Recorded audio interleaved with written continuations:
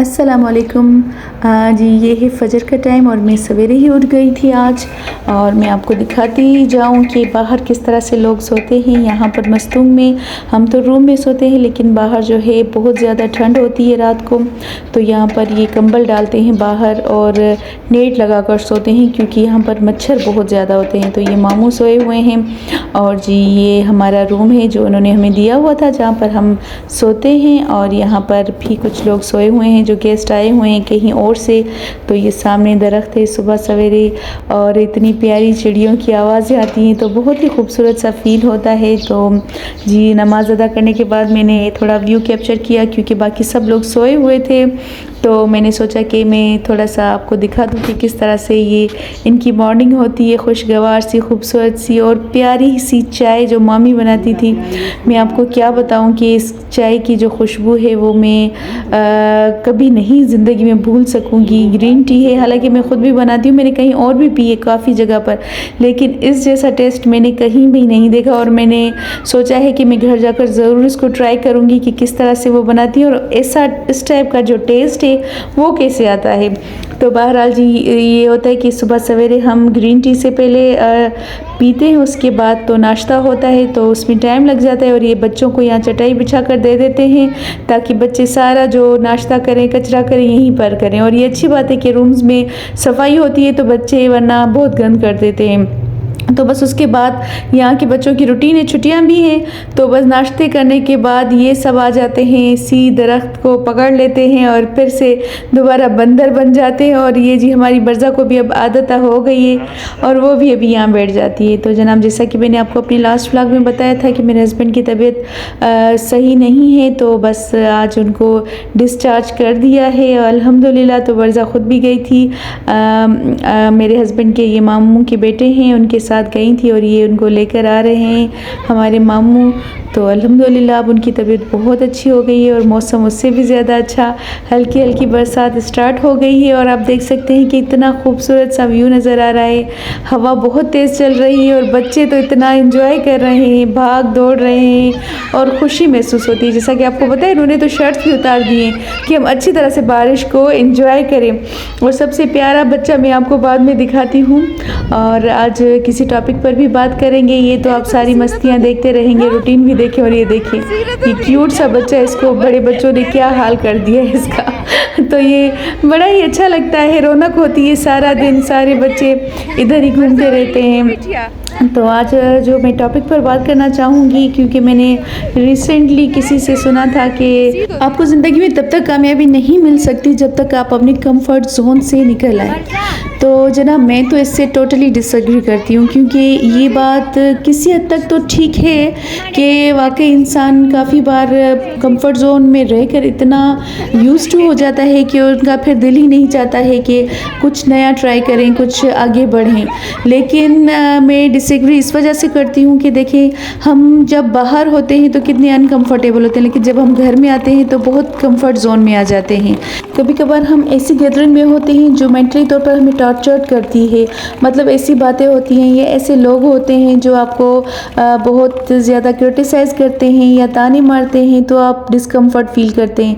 लेकिन जैसे ही आप उस गैदरिंग से आउट हो जाते हैं, आप अपनी कंफर्ट जोन में आ जाते हैं, तो क्या आप नहीं समझते कि ये कंफर्ट जोन अच्छा भी है? या जैसे कभी कभार हम पर बहुत ज़्यादा बर्डन होता है काम का, चाहे वो ऑफिस हो, घर हो या किसी भी टाइप का कोई काम होता है, तो हम उसमें भी बहुत डिस्कम्फर्टेबल फील करते हैं। और जैसे ही वो काम कंप्लीट हो जाता है तो हम बहुत ही रिलैक्स फील करते हैं और हम फाइनली अपने कंफर्ट जोन में ही आ जाते हैं। तो कंफर्ट जोन में रहना जो है बुरा नहीं है, लेज़ी होना बुरा है, बस लोगों को थोड़ा सा डिफरेंस आना चाहिए। और जी ये है मामू का छोटा सा बाग, जिसमें ये कद्दू लगे हुए हैं और हरी मिर्चें हैं। और कद्दू अभी बहुत छोटे हैं, लेकिन ये बड़े हो जाते हैं तो वो बता रहे हैं कि वो बाकायदा उनको काट कर जो है इसकी सब्ज़ी बनाकर खाते हैं, बड़ी ही मज़े की। बाकी मिर्चें तो हमने ख़ुद भी यहाँ पर जो है खाई इनकी। और यहाँ पर ये अंगूर की बेल है और ये अनार का दरख्त है, और जी आगे चलकर एक बेरी है और तूत है। माशाल्लाह मामू ने काफ़ी सारे दरख्त लगाए थे, लेकिन यहाँ पर बच्चों ने उनको बहुत ही तबाही दे दी थी और ये जी खुबानी है जो कि काफ़ी सूख भी गई है। एक मज़े की बात बताऊँ आपको, मैंने यहाँ आकर बहुत कुछ सीखा है। यहाँ की औरतें बहुत सादा हैं, हालांकि ज़्यादा पढ़ी लिखी नहीं है, सोशल मीडिया से बहुत दूर हैं, कभी कभार कुछ देख लिया तो, वरना इनके पास मोबाइल्स भी नहीं हैं, बाहर भी ज़्यादा आना जाना नहीं है। जिस तरह से हम आए दिन मार्केट्स जाते हैं, पार्टीज़ में जाते हैं, गैदरिंग्स करते हैं, मतलब ये रिलेटिव्स के पास भी सालों के बाद ही जाती हैं, लेकिन इनकी सादा ज़िंदगी में भी बहुत ही नफासत है। और बहुत अच्छी बात मैं आपको बताऊं कि ये जो लोग हैं ना, बहुत साफ दिल हैं, ये सादा घरों में रहते हैं और हर चीज़ इनकी मैनेज होती है, घरों के साथ अपने दिलों को भी साफ़ रखते हैं। जिस तरह से हमें कोई शिकवा शिकायत होता है, कोई चीज़ें ऐसी बातें होती हैं जो हमारे दिल में, हमारे माइंड में स्टक कर जाती है और हम उन पर करते रहते हैं।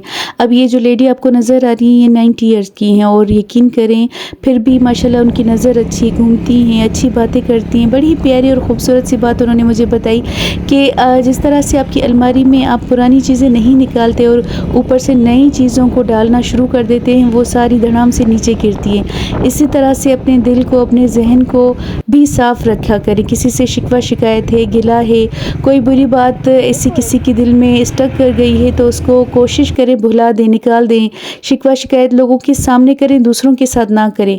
इसी तरह आपका जहन और दिल खाली रहेगा तो नई चीज़ें और पॉजिटिविटी अंदर आप रख सकेंगे, वरना वो वही हाल होगा कि कुछ डालने के बजाय उल्टा जो नीचे होगा वो भी निकल कर आ जाएगा। तो ये बात बड़ी ही मुझे अच्छी लगी और मैंने भी यही दिल में सोचा कि वाकई यही पॉजिटिविटी है शायद इनके अंदर, तभी तक वो इतनी एज में भी इतनी अच्छी खासी, मतलब हल्का फुल्का घूम पा रही हैं, मज़ाक कर लेती हैं, हंसती हैं।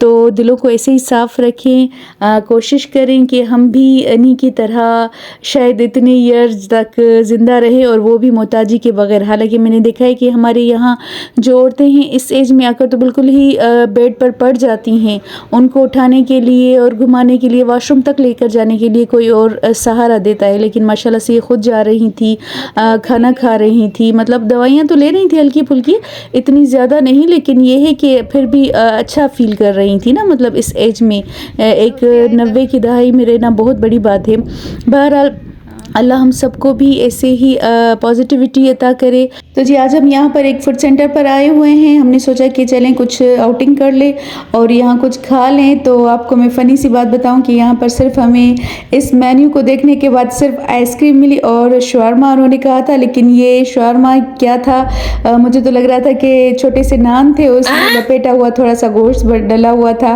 मज़े के बिल्कुल भी नहीं थे, क्योंकि जो शवारमा की रोटी होती है ना वो बड़ी ही अच्छी होती है, लेकिन यहाँ पर अजीब थी। बहरहाल हमने फिर भी थोड़ी बहुत खाई क्योंकि भूख लगी हुई थी, फिर हमने चाय पी और व्यू को यहाँ पर एंजॉय किया। माशाल्लाह से बहुत ही खूबसूरत व्यू था, मगरिब का टाइम हो गया था, होटल भी अच्छा था।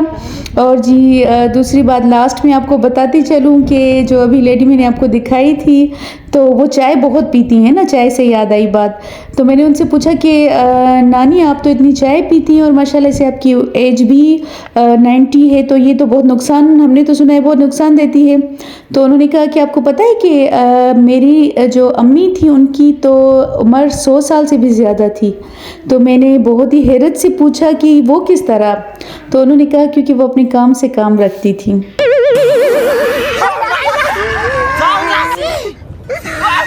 तो जिनको बात समझ आ गई वो लाइक शेयर और कमेंट करें, और जिनको नहीं आई है तो वो जाकर पोगो देखें। और मुझे दीजिए इसके साथ ही इजाज़त, नेक्स्ट व्लॉग में आपके साथ मिलूँगी। सब्सक्राइब करना मत भूलिएगा। जब कभी मस्तूंग जाए तो ये दाश की रोटी ज़रूर खाइएगा, बहुत मज़ेदार होती है। अल्लाह हाफ़िज़।